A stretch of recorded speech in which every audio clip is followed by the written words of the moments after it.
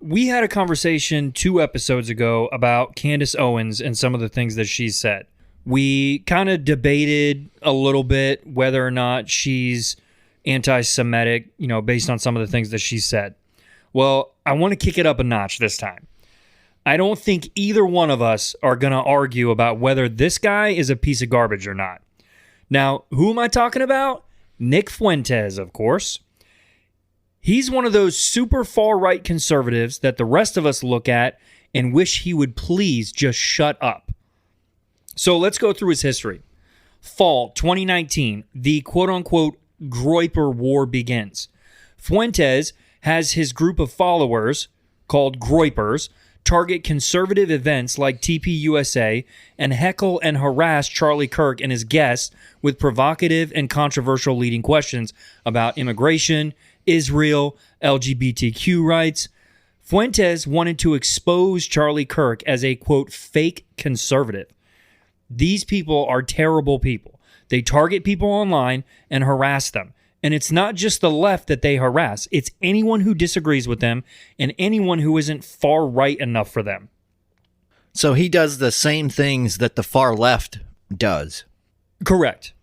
Groypers blame the mainstream conservative movement as well as the political left for what they view as destroying white America. Fast forward to February 2020, Fuentes founds the America First Political Action Conference, which is described as a white nationalist alternative to mainstream conservative conferences.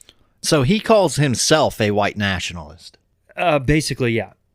Wow. This guy is not shy about his opinions.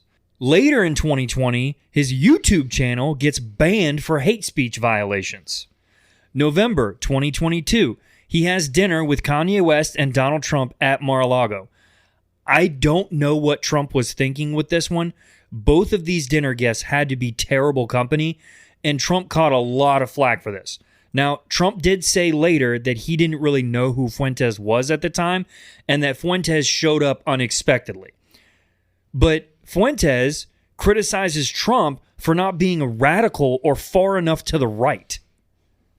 Well, if you want to win elections, you have to be somewhere near the middle. Trump is fairly conservative on most issues, but it's kind of crazy to think that Trump isn't right enough.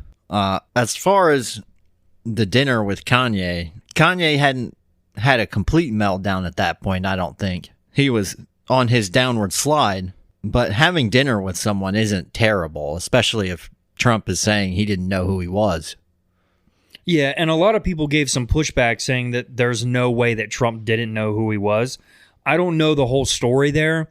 I would like to think that if Trump did know who he was, that he would not have had this dinner with him. But the story I saw also said that, again, Fuentes wasn't invited. He showed up unexpectedly as a guest. Ever since then, though, Trump has tried to distance himself from Fuentes. Fuentes, though, has actually tried to distance himself from Donald Trump. Hence the quotes about Donald Trump not being far enough to the right. He says that Donald Trump is weak as a conservative. Well, and Trump also has won awards from minority communities. That doesn't really go along with white nationalism, does it? No, not at all. That brings us to October 2023. He visits Texas and reports state that he often praises Hitler and questions the Holocaust. He has called for a, quote, holy war against Jews and compared the 6 million killed by the Nazis to, quote, cookies being baked in an oven. He wants the U.S. government under authoritarian Catholic Taliban rule and has been vocal about his disdain for women, Muslims, and the LGBTQ community and others. This guy also said that he wants to marry a 16-year-old because, quote, that's when the milk is good. Wow. Yeah. That is a shocker. Yeah. And I don't even have all the stuff that this guy has done. This was just a quick, like, boom, boom, boom, boom, boom run through. Something about being an extremist really makes you hate Jews for some reason. I don't know where it comes from, but yep. That's an interesting one because we're supposed to question everything, but then we get concrete evidence that the Holocaust did happen, and now we don't believe it. Yep, and it just keeps getting worse. So keep in mind the comment that I just said, what he said about 16-year-olds. Fast forward 13 months later, and he posts on X, quote, "Your body, my choice, forever," directed at women, which leads to the leak of his address and a confrontation outside of his house. In a video he made, he says, quote, "Hey, B-word, we control your bodies. Guess what? Guys win again, okay? Men win again. There will never, ever be a female president. It's over. Glass ceiling? Dude, it's the ceiling made of effing bricks. You will never break it. Your stupid face keeps hitting the brick ceiling. We will keep you down forever. You will never control your own bodies."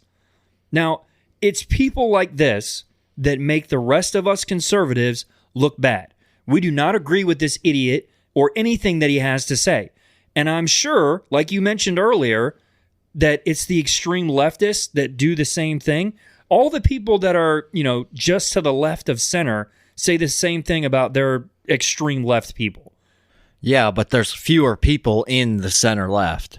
I'm curious what happened in this guy's life that makes him hate women like this. I think you and I would kind of agree that it's entirely possible we have a female president. We kind of said that about Japan, but Japan just elected a female. I do think we will have a female president one day. As far as the controlling their bodies, I'm curious, in what way does he control women's bodies? I mean, women can still go get an abortion if they want, if that's what he meant. I'm not sure exactly what this quote was in reference to, but either way, I mean, that's just a vile thing to say. Yeah, and you shouldn't be trying to push people down. You should be trying to lift people up, but clearly he'll push you over and then kick you while you're down.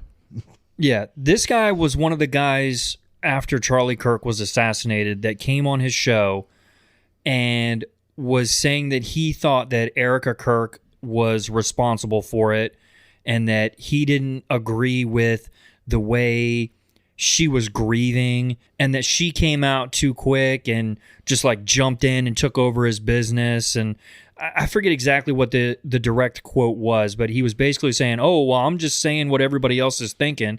Why is she, jumping into his podcast and jumping into his business? And, it seems like she doesn't care." Well, you only see her for a brief amount of time. You don't know. She could be sitting at home crying her eyes out right now for all you know. Yeah, exactly.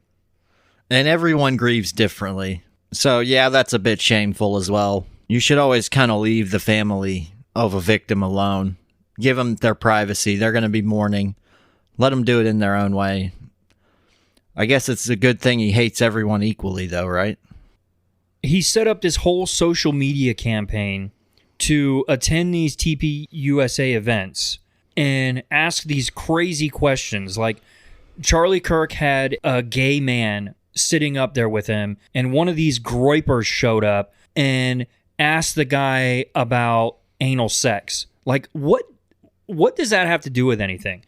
I don't remember exactly what he asked him about, but he led the question with, "How is anal sex helping us with XYZ?" And it's like, really? And this was something that Nick Fuentes set up and told his followers to go and ask these kinds of questions. You want to talk about a cult? His followers legitimately might be in a cult. This whole Nick Fuentes and his group, the way they follow him blindly and do some of the stuff that he asked them to do is crazy. Yeah, that does sound a bit like a cult. You couldn't get me to go ask somebody that question. Yeah. So, and then let's talk about just 2 months ago, he publicly states, quote, "Perfidious Jews should be executed." Then he asked, "What is Jew synonymous with as a verb?"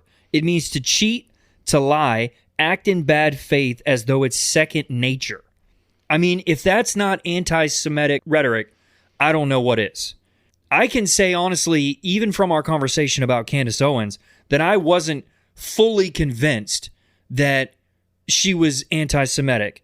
With this guy, it's like, dude, come on. Well, when you are a self-proclaimed white nationalist, I guess it's not much of a debate. Just a month later, last month, in October, Spotify removed his America First podcast for repeated hate speech policy violations. He's not officially banned from the platform and being on, other shows and stuff like that, but they went back and deleted all of his shows with his awful rhetoric. And what percentage of his shows do you think got deleted? I'm going to guess most of them if this is some of the stuff he talks about. I'm not sure on the exact number, but I know there were quite a few episodes that were removed. If you ever get a chance, I'm telling you, listen to him for 15 minutes and you'll be like, man, this guy is a cancer. These are just a few examples of the things that this guy has said. In summary, this guy's a piece of garbage. He's a terrible person, and why anybody would want to follow or support him is beyond me. He's publicly said the N-word on his podcast multiple times. Not just like here and there. He uses it freely. He's called people names, called for white people to rise up and dominate America, called women and Jews all kinds of things. This is truly a guy who is all the things that everyone says he is. And anyone who supports this guy, please zoom out and look at the whole picture. Yeah, I would agree with basically everything you said there, but I think we would also agree we don't want him to be deplatformed. The best way to combat terrible speech is with more speech. Let him talk and reveal his true self. People should be able to make better decisions and not follow along with some of the things he says, but some do, and those people will eventually face the consequences of their decisions.